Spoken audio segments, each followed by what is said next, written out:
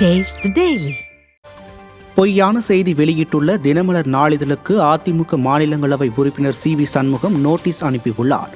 முன்னாள் அமைச்சர் சி.வி. சண்முகம் தாக்கல் செய்யப்பட்ட மேல்முறையீட்டு மனுவுக்கு உச்சநீதிமன்றம் அனுமதி அளித்து ஏற்கனவே வழங்கப்பட்ட இடைக்கால தடையையும் நீட்டித்து வழக்கின் இறுதி விசாரணையை 2025 ஆண்டு ஜனவரிக்கு ஒத்திவைத்தது. இந்த நிலையில் உச்சநீதிமன்றம் முன்னாள் அமைச்சர் சி.வி. சண்முகத்திற்கு எதிராக உத்தரவுகள் வழங்கியது போல் தினமலர் நாளிதழ் தவறான செய்தியை வெளியிட்டது. இந்நிலையில் உண்மைக்கு புறம்பாக அவதூறான மற்றும் பொய்யான கட்டுரையை உடனடியாக நீக்கவும் மன்னிப்பு கேட்கவும் தினமலர் நாளிதழுக்கு சட்டப்படி வழக்கறிஞர் மூலம் நோட்டீஸ் அனுப்பியுள்ளார். சென்னையில் தூர்வாரப்பட்ட கழிவுகள் கால்வாய்களில் இருபுறங்களிலும் கொட்டப்பட்டுள்ளதால் மழையால் பாதிப்பு ஏற்படும் அவலம் ஏற்பட்டுள்ளது.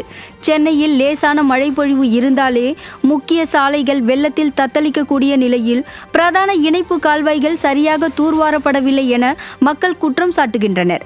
குறிப்பாக வட சென்னையின் முக்கிய கால்வாயான ஓட்டேரி நல்லான் கால்வாய் தூர்வாரும் பணி ஆமை வேகத்தில் நடைபெறுவதாக குற்றம் சாட்டும் மக்கள் கால்வாயை தூர்வாருகிறோம் என்ற பெயரில் அதில் உள்ள கழிவுகளை கால்வாயின் இருபுறங்களிலும் கொட்டியிருப்பதாகவும் இதனால் அவை மீண்டும் கால்வாயில் சென்று அடைத்துக் கொள்ளும் நிலை இருப்பதாகவும் புகார் கூறுகின்றனர்.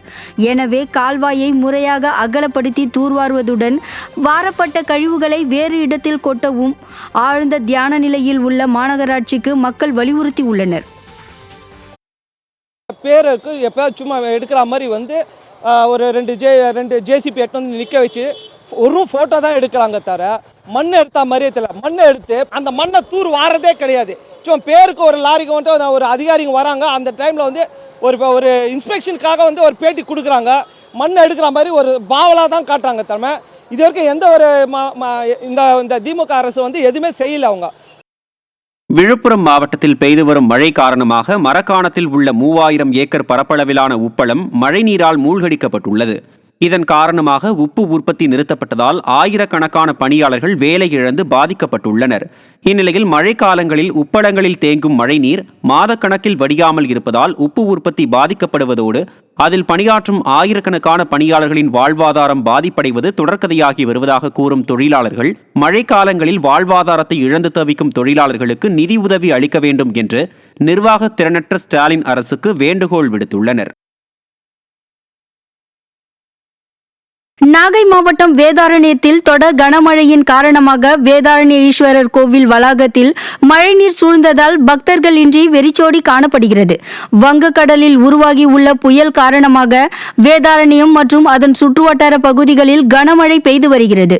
அங்குள்ள அருள்மிகு வேதாரண்யேஸ்வரர் கோவிலில் உள்பகுதி மற்றும் வெளிப்புறங்களில் மழைநீர் குளம் போல் தேங்கி உள்ளதால் போதிய பக்தர்கள் இன்றி கோவில் வெறிச்சோடி காணப்படுகிறது.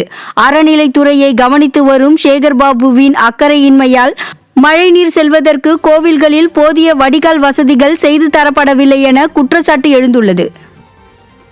நாகை மாவட்டம் வேதாரண்யம் பகுதியில் தொடர் கனமழையின் காரணமாக 10,000 ஏக்கர் சம்பா சாகுபடி மழைநீரில் மூழ்கியதால் விவசாயிகள் வேதனையடைந்துள்ளனர். ஏற்கனவே பெய்த மழையின் காரணமாக வயல்களில் மழைநீர் தேங்கி வடியாமல் இருந்த நிலையில் புதன்கிழமை மீண்டும் பெய்த கனமழையால் நெற்பயிர்கள் மழைநீரில் மூழ்கி அழுகும் நிலை ஏற்பட்டுள்ளது. மானம் கொண்டான் ஆற்றில் வளர்ந்துள்ள ஆகாய தாமரைகளை விவசாயிகள் நலனில் அக்கறையற்ற ஸ்டாலின் அரசு தூர்வாராததால் வயல்களில் மழைநீர் தேங்கி பயிர்கள் சேதமடைந்துள்ளதாக விவசாயிகள் கவலை தெரிவிக்கின்றனர். முள்ளி வாய்க்கால இந்த ஆகாய தாமரை அகற்றாதனால தண்ணிகள் சரியா வடியாம இருக்குது. அரசு போர்க்கால நடவடிக்கை எடுத்து தண்ணீரை வடிய வைக்கணும். அதே மாதிரி இந்த இளம்பயிரை இன்னும் முழுக மழை பெய்யும் பட்சத்தில் அதிகமாக மூழ்கி மிகப்பெரிய அளவில் ராமநாதபுரம் மாவட்டத்தில் பாதிப்பை ஏற்படுத்துகிற அளவுக்கு இருக்கு. அரசு துரித நடவடிக்கை எடுக்கணும் அப்படின்னு கோரிக்கை வைக்கிறோம்.